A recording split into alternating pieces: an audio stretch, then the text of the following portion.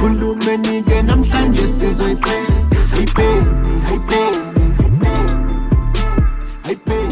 Inkinga nje engaxazululeki okwangempela. Bengifisa ukuthi nje wena ukwazi ukuthi ungixazulele le nkinga. Nginenkinga yasisi wami uLathoya nangu njengoba nimbona nje la phambi kwenu udwebe nama-tattoo. ULathoya lapha njalo uma ngifika ekhaya ayiwashiwe izitsha, ngifika ekhaya uLathoya akekho, akuphekiwe. Angisazi ukuthi kumele ngisizakale kanjani. Yena wazi ukuthi njalo ngama-weekend akalali ekhaya, not futhi njalo ngama-weekend. Phakathi ney'nsuku uyahamba abuye angalali lapha ekhaya, nganoma usuke endodeni yakhe yini. Angisazi ukuthi kumele ngenze njani, angisazi ngempela. Ingakho ngibhalele nini ukuthi ngicela nje ningibonisele yena, angazi noma nendoda yakhe le ayikwazi yini ukuthi imbonise. Angisazi ukuthi kumele ngenze njani ngendaba yakhe.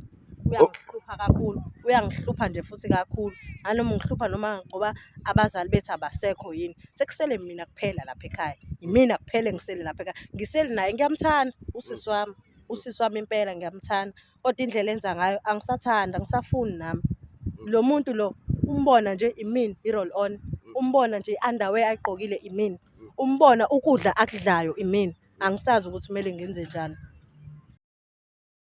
Uzama bhuti wami umntama, uzama mina bhuti wami sengikhathalelwe uyena, uhlezi engibangela isicefe ngezitsha Lathoya and this Lathoya and that. Ayibo uzama nje sengikhathalelwe uyena njalo ayibo mina bhuti wami ngiyayibhemela nje ngihlezi ngipheka njalo ngisendlini. Ngibuye emsebenzini mina ngiwasha izitsha. Kumele ngibuye emsebenzini mina ngiwasha izitsha. Uchaza ukuthini vele? Uchaza ukuthini? Uzama bhuti wami wena zama udido ukuthi ama-roll on ngithi ngalo wena yonke into ngiluntunjelwe wena sengikhathelwe wena mina zami ngeke mina zami. Ukhathelwe yini? Ukhathelwe yini? Awungangihlanyisi. Ngibheme manje ngikhathelwe wena. Lathoya ndisi Lathoya pheke ntete zama nje ngikhathelwe wena. Ilona kusasa lakho lelo. Ilona kusasa lakho lelo. Lathoya ngisafresh manje. Okay ke kumele ngenze njani? Hayi ngeke nje. Ngibuye emsebenzini mina ngifukuzele wena. Ima ngicela ukwazi. Angithi usisi wakho Lathoya imdala kunawe. Ya mdala kunami. Akumelanga mhlambe ukuthi ngabe uyalalela izinto ayishoyo kuwena. No ukuthi sengikhathele wena bhuti wami uhlezi engibangela isicefe Lathoya and that Lathoya and that no bhuti wami sengikhathele nami ngiphelela nje impilo yami sengikhathele wena. Sizalwa umama oyedwa but sibhuti wami nje sengikhathele wena. Ukhathelwe mina. Ile ndoda yakho sokuhamba nayo nezinto zokugcoba uyakhuluma yonke into nje bhuti wami akuthangela yona nje.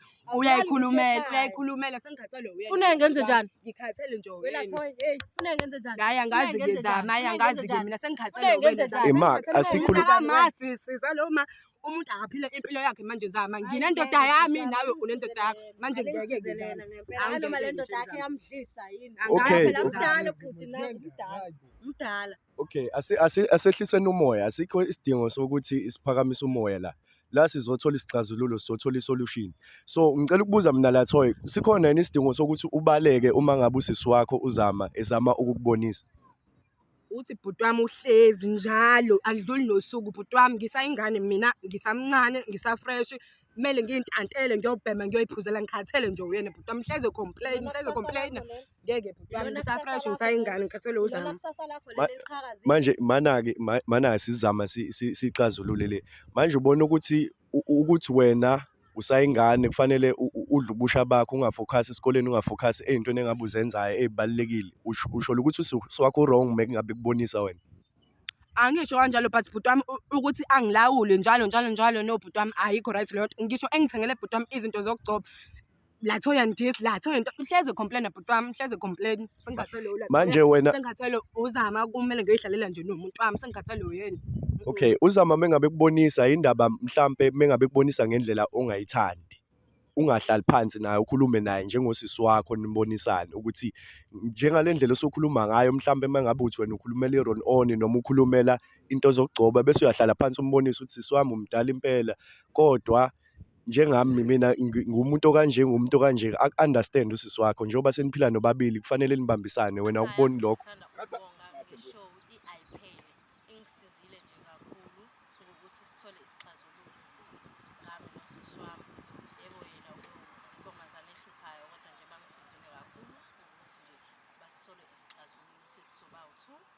Right, I hope sokuphikisana kahle naye. And enye into ebengithanda nje ukuyibeka lapho emakhaya ukuthi bakhona abantu abanganabo abazali lapho ngaphandle and izingane zithatha iadvantage zokuthi hayi vele bahlala bodwa abanabo abazali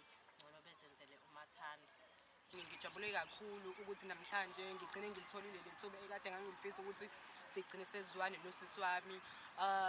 Ngabe ukuthi nje vele uzosizakala kakhulu, bazobuyisana baxolelane noLathoya abuyele ngoba nsuku zonke ahlale ngimtshela vele ngesikole futhi sibalulekile kakhulu isikole. And bafowethu into engiyifisayo ngiyafisa kakhulu ukuthi even noma ethandana nayo ingane encane, ngiyacela kakhulu bafowethu ukuthi ngizame ukuthi ungathathi ngalo ukuthi ngoba ingane incane mhlawumbe usuyenzisa izinto ey'rong. And ngoba ngimtshela mhlawumbe ngimbuza njalo ngokubhema kwakhe futhi nami ukuthi akekuthandi ngoba ebhema embuza kanje. Ngiyamfisela mina kube umuntu oba-right ukuthi nami ngiyafisa into yami leya futhi iqhubeke phambili.